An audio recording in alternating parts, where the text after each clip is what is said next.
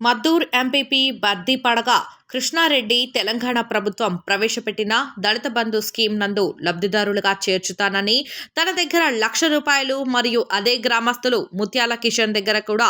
₹1,00,000 వసూలు చేసి ఇంతవరకు దళిత బంధు ఇప్పించకపోవడంతో మా డబ్బులు మాకు ఇవ్వాల్సిందిగా కృష్ణారెడ్డి ఇంటికి వెళ్లి అడగగా, మీకు అప్పు ఉన్నానా, నా ఇంటికి వస్తారా, ఇంకొకసారి వస్తే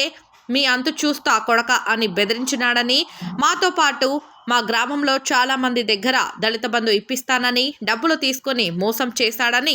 నర్సాపల్లి గ్రామస్తుడు చిలుక ప్రశాంత్ కుమార్ ఫిర్యాదు చేయగా, ఎస్సీ ఎస్టీ అట్రాసిటీ చట్టం కింద కేసు నమోదు చేసి దర్యాప్తు చేస్తున్నామని మద్దూరు ఎస్ఐ యూనస్ అహ్మద్ అలీ ఒక ప్రకటనలో తెలిపారు.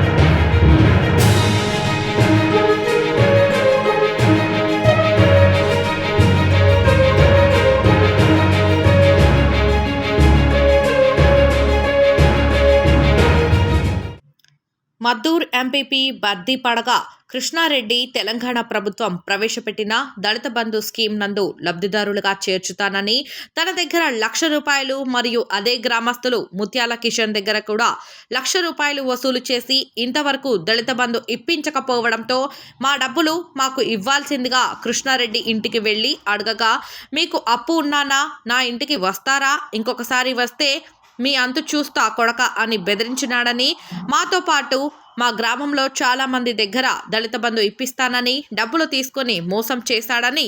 నర్సాపల్లి గ్రామస్తుడు చిలుక ప్రశాంత్ కుమార్ ఫిర్యాదు చేయగా, ఎస్సీ ఎస్టీ అట్రాసిటీ చట్టం కింద కేసు నమోదు చేసి దర్యాప్తు చేస్తున్నామని మద్దూరు ఎస్ఐ యూనస్ అహ్మద్ అలీ ఒక ప్రకటనలో తెలిపారు.